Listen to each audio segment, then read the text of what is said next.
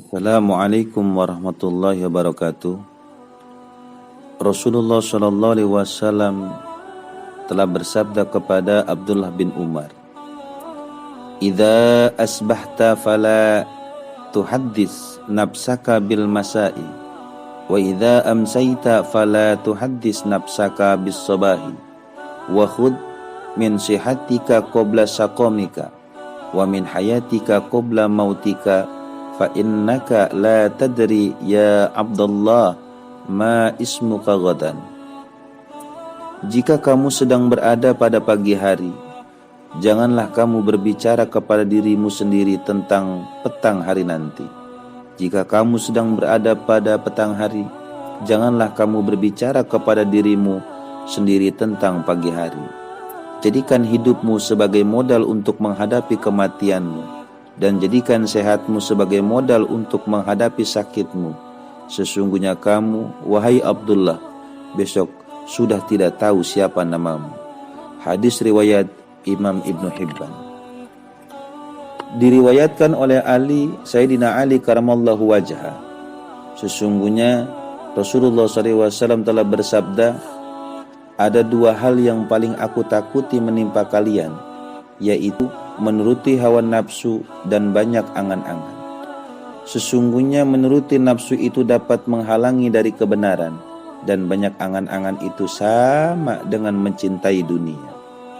Selanjutnya Rasulullah SAW bersabda lagi, sesungguhnya Allah Subhanahu wa Ta'ala memberikan dunia kepada orang yang dicintai maupun yang dibencinya. Jika mencintai seorang hamba, Allah memberinya iman. Ingat, sesungguhnya agama itu mempunyai anak-anak, dan dunia juga mempunyai anak-anak.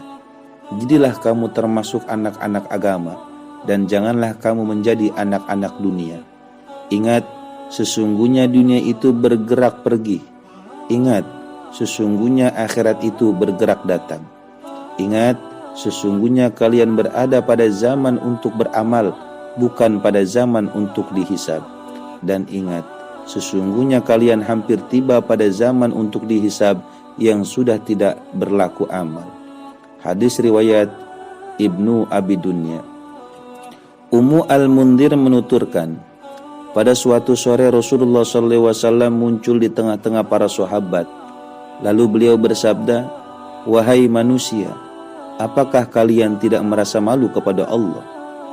Mereka bertanya, kenapa kami harus merasa malu, wahai Rasulullah?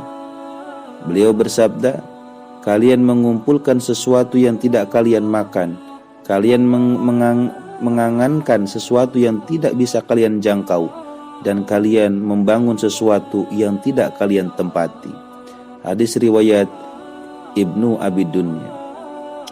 Abu Sa'id Al-Khudri meriwayatkan, Usama bin Zaid membeli seorang budak perempuan dari Zaid bin Thabit seharga 100 dinar dengan membayarnya tempo 1 bulan. Lalu aku mendengar Rasulullah SAW bersabda, apakah kalian tidak heran terhadap Usama yang baru membayar sampai sebulan setelah ia membeli barang?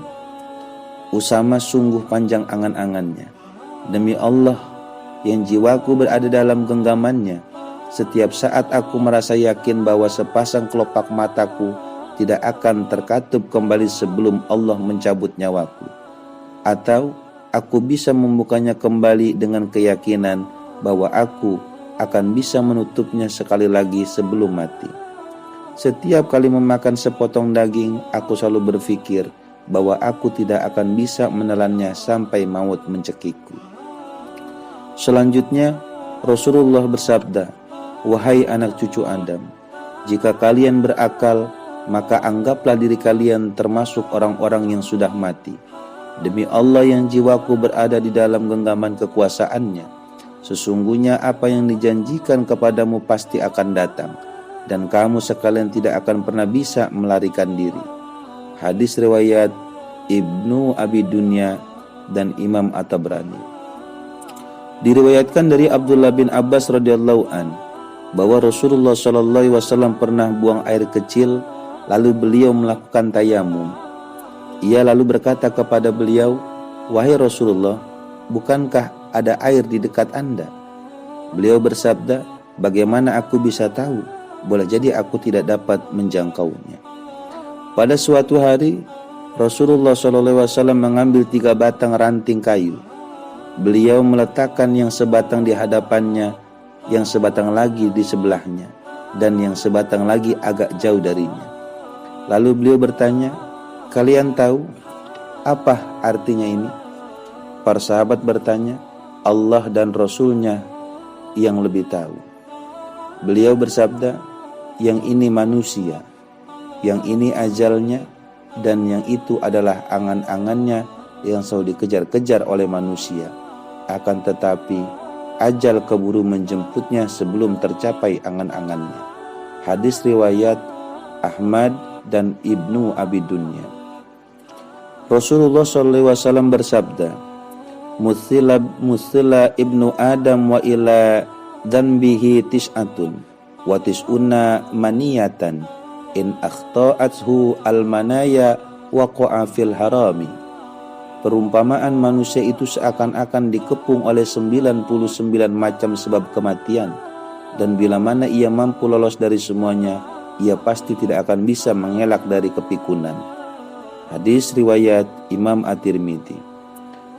Abdullah bin Mas'ud radhiyallahu an meriwayatkan bahwa pada suatu hari Rasulullah SAW membuat garis persegi 4. Beliau menarik garis pada pusatnya, lalu menarik garis-garis lain pada sisinya, dan menarik sebuah garis lain di luarnya. Beliau bersabda, kalian tahu apa ini? Para sahabat menjawab, Allah dan Rasulnya yang tahu. Sambil menunjuk garis yang ada di tengah-tengah, beliau bersabda, ini adalah manusia dan ini adalah ajal yang mengelilinginya. Kemudian sambil menunjuk pada garis-garis yang mengitarinya, beliau bersabda, dan ini adalah peristiwa-peristiwa yang mengancam, jika lolos dari yang satu, ia akan terkena oleh yang lain, dan garis di luar ini adalah angan-angannya. Hadis riwayat Imam Bukhari. Anas berkata, Rasulullah SAW bersabda, anak cucu Adam itu bisa menjadi pikun, dan ada 2 hal yang menyertainya, yakni keserakahan dan angan-angan. Hadis riwayat Imam Muslim. Dalam riwayat lain disebutkan, dan ada 2 hal bersamanya yang tetap muda, yaitu keserakahan terhadap harta dan keserakahan terhadap usia. Rasulullah SAW bersabda, Taja'awwalu hadhil ummati bil yakin wa zuhdi wa yuhliku akhiru hadhil ummah bil bukhli wal amali. Golongan pertama dari umat ini selamat karena keyakinan dan juhud, dan golongan terakhir dari umat ini binasa karena kekikiran dan angan-angan. Hadis riwayat Ibnu Abi Dunya. Dalam sebuah riwayat disebutkan pada suatu hari Nabi Isa alaihissalam duduk di dekat seorang kakek yang tengah menggali tanah dengan cangkul. Ia berdoa, ya Allah, tolong kembalikan angan-angan kepadanya. Seketika sang kakek meletakkan cangkulnya lalu berbaring. 1 jam kemudian ia berdoa lagi, ya Allah, tolong kembalikan angan-angan kepadanya. Seketika sang kakek bangkit dan meneruskan pekerjaannya. Ketika ditanya oleh Nabi Isa tentang apa yang terjadi, sang kakek menjawab, ketika sedang mencangkul jiwaku berbisik, berapa lama lagi kamu akan bekerja? Padahal saat ini kamu sudah cukup tua. Itulah sebabnya tadi seketika aku meletakkan cangkulku dan berbaring, kemudian jiwaku berbisik lagi padaku, demi Allah, betapapun kamu harus tetap mempertahankan hidup. Itulah sebabnya tadi aku lalu bangkit kembali memegang cangkul. Al-Hasan berkata, Rasulullah SAW bertanya kepada para sahabatnya, apakah kalian semua ingin masuk surga? Para sahabat menjawab, tentu wahai Rasulullah. Beliau lalu bersabda, kalau begitu jangan banyak angan-angan. Letakkan ajal kalian di depan mata dan merasa malulah kepada Allah dengan sungguh-sungguh. Hadis riwayat Ibnu Abi Dunya. Rasulullah SAW biasa berdoa, ya Allah, Aku berlindung kepadamu dari dunia yang dapat menghalangi kebajikan akhirat. Aku berlindung kepadamu dari hidup yang dapat menghalangi dari sebaik-baik kematian. Dan aku berlindung kepadamu dari angan-angan yang dapat menghalangi sebaik-baiknya amal. Hadis riwayat Ibnu Abi Dunya.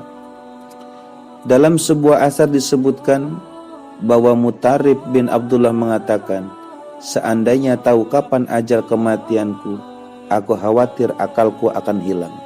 Tetapi Allah Subhanahu wa ta'ala telah menganugerahi hamba-hambanya dengan lalai pada kematian.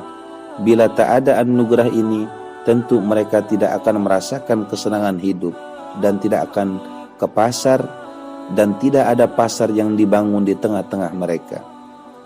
Al-Hasan Al-Basri mengatakan, lalai dan angan-angan adalah dua nikmat besar yang dianugerahkan kepada manusia. Jika tidak ada keduanya, niscaya orang-orang muslim tidak akan ada di jalan-jalan. Sedangkan Sufyan Ats-Tsauri mengatakan, aku mendengar bahwa seseorang itu diciptakan dalam keadaan dungu. Seandainya tidak begitu, tentu ia tidak bisa merasakan kesenangan hidup. Said bin Abdurrahman berkata, dunia ini menjadi ramai justru oleh akal para penghuninya yang kurang.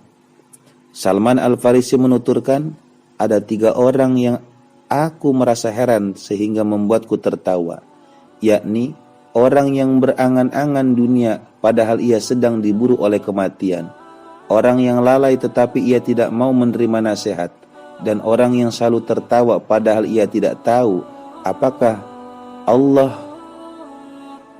Subhanahu wa ta'ala murka atau ridho kepadanya.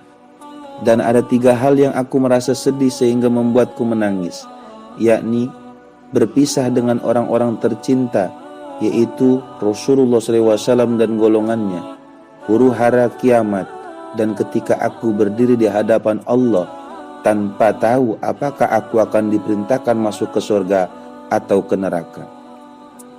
Seseorang meriwayatkan, setelah kematian Zurarah bin Abu Aufa, aku bermimpi melihatnya.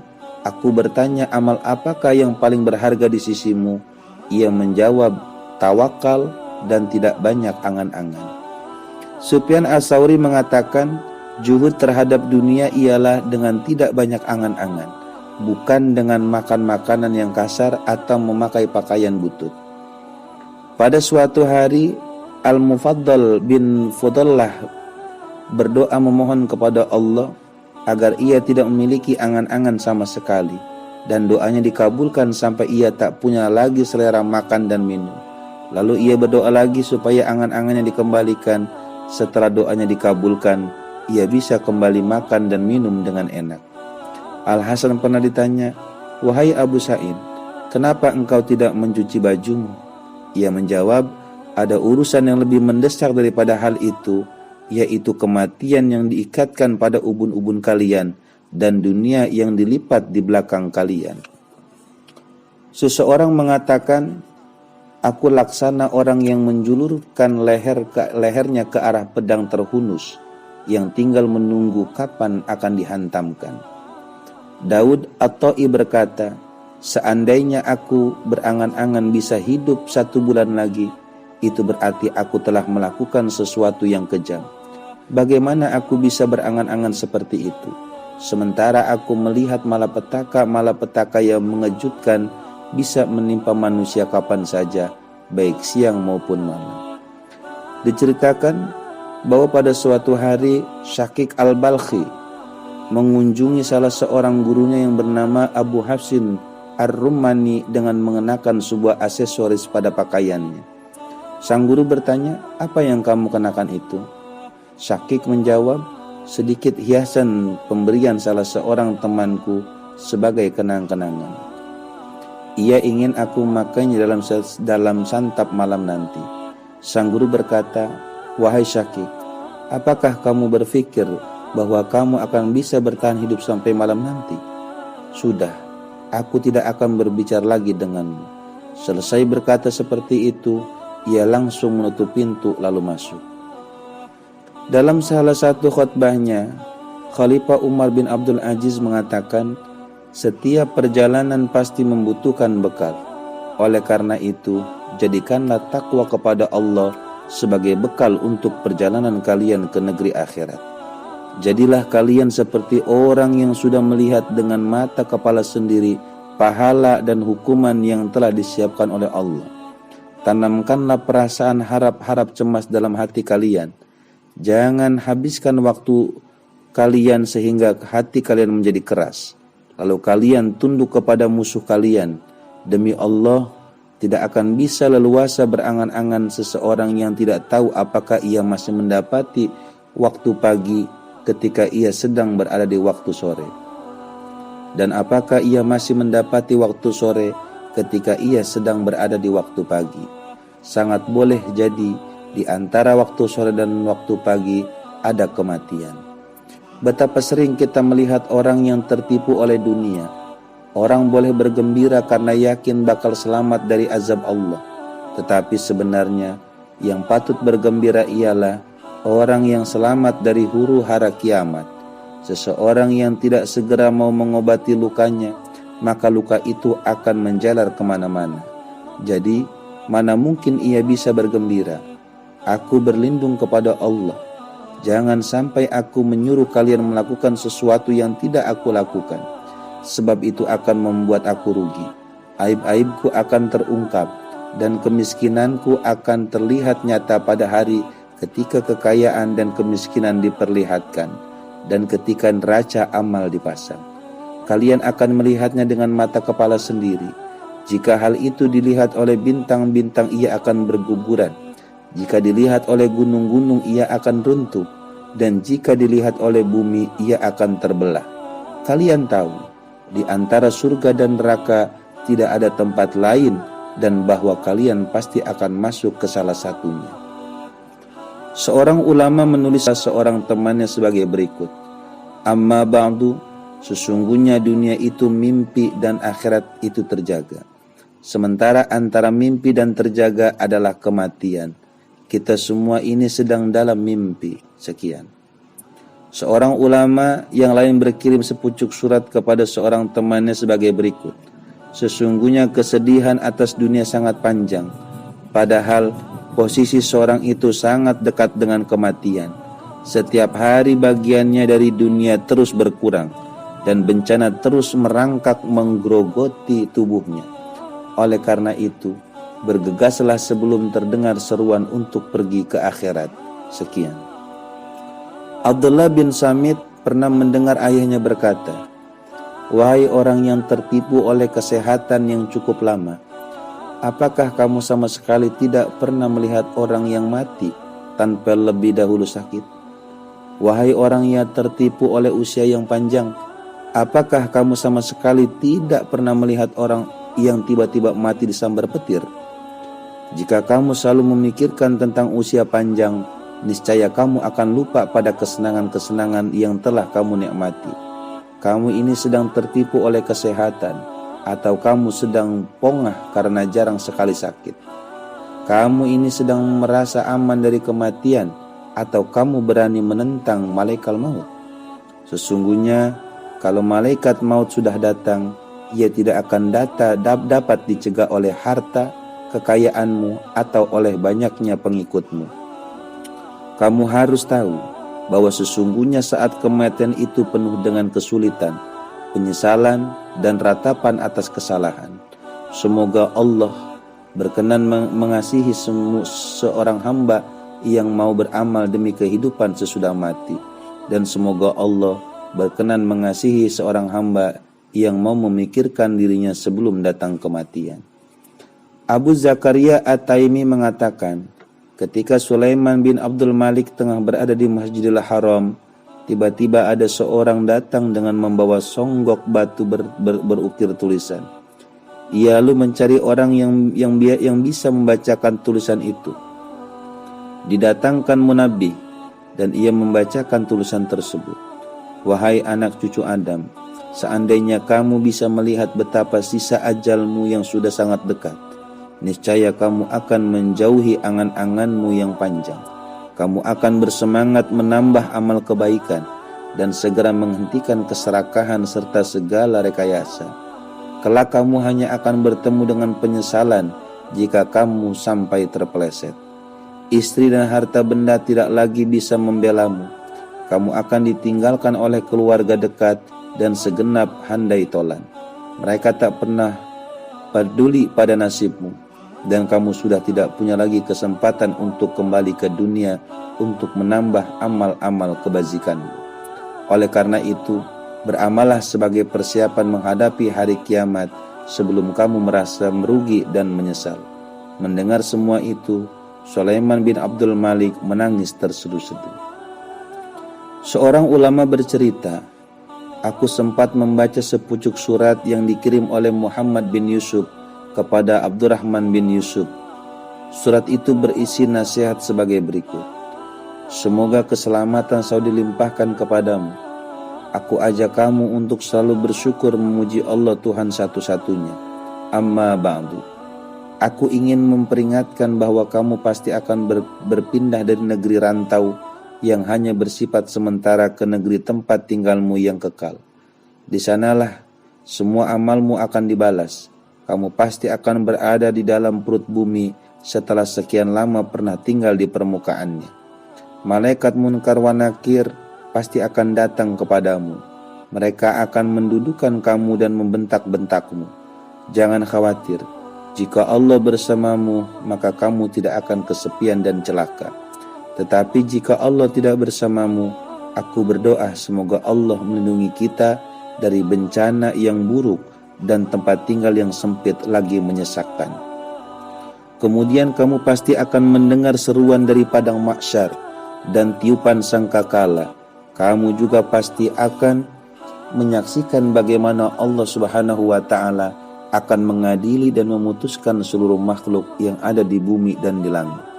Semua rahasia akan dibeberkan, api neraka dinyalakan, neraca amal dipasang, para nabi dan para syuhada dihadirkan. Mereka semua akan diberi keputusan dengan adil, dan dikatakan bahwa sesungguhnya segala puji adalah kepunyaan Allah, Tuhan seluruh semesta alam. Banyak manusia yang akan dibuka aibnya, tetapi banyak pula yang tetap ditutupi. Banyak yang akan binasa dan yang selamat. Banyak manusia yang diazab maupun yang memperoleh rahmat. Aduh, bagaimana nasibku dan nasibmu pada hari itu. Dalam tulisan ini aku menekankan tentang sesuatu yang dapat menghilangkan kesenangan duniawi, memalingkan orang dari nafsunya, memutus harapannya, membangunkan orang-orang yang tidur, dan menyadarkan orang-orang yang lalai. Semoga Allah berkenan menolong kita dalam menghadapi bahaya yang sangat besar ini, dan menempatkan dunia dan akhirat di hati kita seperti orang-orang yang bertakwa. Sungguh kita ini hidup untuk mengabdi kepada Allah dan pasti akan kembali kepadanya. Sekian. Khalifah Umar bin Abdul Aziz dalam salah satu khutbahnya setelah memanjatkan puji dan puja kepada Allah mengatakan, wahai manusia, sungguh kalian tidak diciptakan secara sia-sia, dan kalian pun tidak dibiarkan begitu saja. Sesungguhnya kalian memiliki 4 kembali. Allah akan mengumpulkan kalian di sana untuk memutuskan dan mengadili apa yang telah terjadi di antara kalian. Kelak akan merugi dan celaka seorang hamba yang dikeluarkan oleh Allah dari rahmatnya yang meliputi segala sesuatu, dan dari surganya yang seluas langit dan bumi. Pada hari itu, keselamatan hanya bagi yang merasa takut, yang bertakwa, dan yang rela menjual sesuatu yang sedikit dengan sesuatu yang banyak, menjual sesuatu yang fana dengan sesuatu yang kekal, dan menukar kecelakaan dengan kebahagiaan. Apakah kalian tidak sadar bahwa kalian akan mati, dan kalian akan digantikan oleh generasi lain yang akan lahir setelah kalian? Dan apakah kalian juga tidak sadar bahwa setiap hari, pagi dan sore, kalian mengantarkan jenazah yang berpulang kepada Allah yang maha mulia lagi maha agung, karena telah habis masa hidupnya dan telah terputus angan-angannya. Kalian letakkan jasadnya di liang lahat tanpa bantal dan tanpa hamparan sama sekali. Ia telah meninggalkan sarana-sarana kesenangan dan berpisah dengan orang-orang tercinta untuk menghadapi peristiwa hisab atau perhitungan amal. Demi Allah, aku katakan ini dengan sadar bahwa tak ada seorang pun yang dosanya lebih banyak dariku. Tapi itulah sunnah-sunnah Allah yang adil, dan dengan sunnah-sunnah itulah aku menyuruh kalian untuk patuh kepadanya dan melarang kalian mendurhakainya. Aku selalu memohon ampun kepadanya. Selanjutnya ia menutup mukanya dengan lengan baju. Ia menangis sesegukan sehingga jenggotnya basah oleh air mata, dan ia wafat sebelum sempat kembali lagi ke tempat duduknya. Al-Qaqa bin Hakim berkata, selama 30 tahun aku telah mempersiapkan diriku untuk mati. Sewaktu-waktu ia datang menjemputku, aku tidak ingin ada yang bisa menundanya. Sufyan As-Sauri mengatakan, aku pernah melihat seorang kakek di sebuah masjid di Kufah. Ia berkata, aku telah tinggal di masjid ini sejak 30 tahun lalu untuk menunggu ajal kematian menjemputku. Begitu ia datang, aku tidak akan menyuruh atau mencegah apapun, dan aku pun tidak punya tanggungan maupun hak terhadap siapapun. Abdullah bin Tha'labah mengatakan, kalau kamu bisa tertawa itu mungkin karena kain kafanmu baru diambil dari tukang tenun yang mengerjakannya. Abu Muhammad bin Ali Az-Zahid menuturkan, kami ikut berangkat mengantarkan jenazah di Kufah bersama Daud At-Ta'i ke tempat pemakaman. Ketika jenazah sedang dimakamkan, Daud memisahkan diri dan duduk di salah satu sudut pekuburan. Aku mendekat dan mengambil posisi duduk di sampingnya. Ia lalu berkata, barang siapa yang takut ancaman, maka akan didekatkan kepadanya apa yang jauh darinya. Dan barang siapa yang banyak angan-angan, amal kebaikannya akan lemah. Segala sesuatu yang akan datang itu sebetulnya sudah cukup dekat bagi kita. Ketahuilah wahai saudaraku, apa yang memalingkan kamu dari Allah, maka itu akan membawa bencana bagimu. Ketahuilah pula, sesungguhnya seluruh penghuni dunia pasti akan menjadi penghuni kubur. Mereka akan menyesali atas apa yang telah mereka tinggalkan, dan mereka akan merasa bergembira atas apa yang telah mereka persiapkan. Yang akan disesali oleh penghuni kubur ialah sikap penghuni dunia yang saling membunuh, saling berlomba, dan saling bertengkar di muka hakim demi urusan-urusan duniawi. Diceritakan oleh Muhammad bin Abu Taubah, sesungguhnya setelah mengumandangkan iqamat salat, Ma'ruf Al-Qarhi rahimahullah meminta aku untuk maju menjadi imam, tetapi aku menolaknya. Aku katakan kepadanya, jika sekarang aku salat denganmu, maka aku tidak bisa lagi salat lagi denganmu. Ma'ruf langsung menukas, jadi engkau berpikir bisa melakukan salat yang lain lagi? Kita harus berlindung kepada Allah dari banyak angan-angan, karena sesungguhnya hal itu dapat menghalangi amal kebaikan. Dalam sebuah khutbah, Khalifah Umar bin Abdul Aziz menerangkan, sesungguhnya dunia ini bukan tempat tinggal kalian yang abadi. Dunia adalah negeri yang ditakdirkan Allah akan panah, dan para penghuninya pasti akan binasa. Berapa banyak orang yang begitu percaya diri, namun pada akhirnya ia cepat membusuk. Berapa banyak orang yang bergelimang kesenangan dunia, namun akhirnya ia segera binasa. Oleh karena itu, kalian semoga Allah merahmati kalian, harus menaiki kendaraan terbaik agar perjalanan kalian ke akhirat terasa nyaman. Berbekallah, dan sesungguhnya bekal yang terbaik adalah takwa. Sesungguhnya dunia hanyalah sekedar bayangan yang makin lama makin mengecil lalu lenyap. Sementara manusia hidup di dunia justru terus berlomba-lomba. Mata mereka pasti akan terbelalak kaget ketika Allah menyerunya untuk pulang ke akhirat, membidiknya dengan anak panah kematian, dan mengakhiri jejak-jejak hidupnya di dunia. Lalu Allah menciptakan generasi lain yang menggantikannya. Sesungguhnya dunia itu lebih banyak dukanya daripada sukanya. Kesenangannya hanya sebentar, tetapi kesedihannya cukup lama.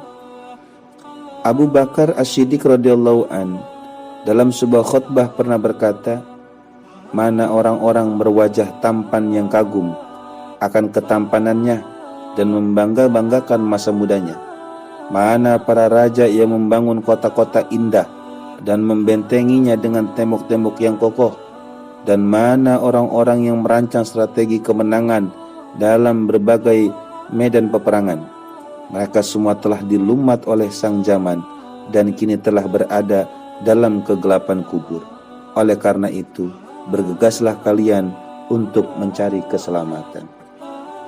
Mudah-mudahan sedikit yang saya sampaikan ini tentang kematian, mudah-mudahan menambah keimanan kita dan ketakwaan kita kepada Allah, dan senantiasa kita selalu mengingat kematian untuk mempersiapkan bekal kita